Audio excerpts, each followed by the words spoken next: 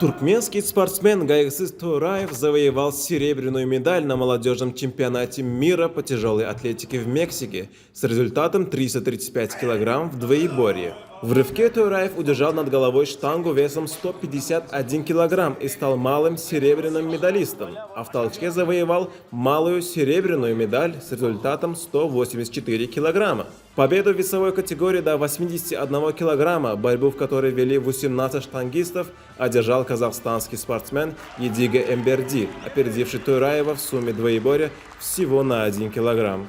Тройку призеров замкнул Саба Асанидзе из Грузии.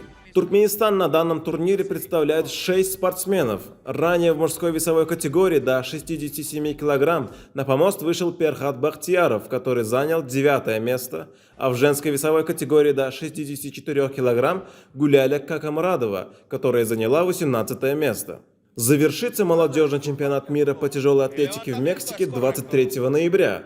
В оставшиеся дни соревнования в составе туркменской сборной на помост выйдут Аманджан Рустамова до 81 килограмма, Ресул Реджепов до 89 килограмм и Шехзадбек Матякубов до 96 килограмм.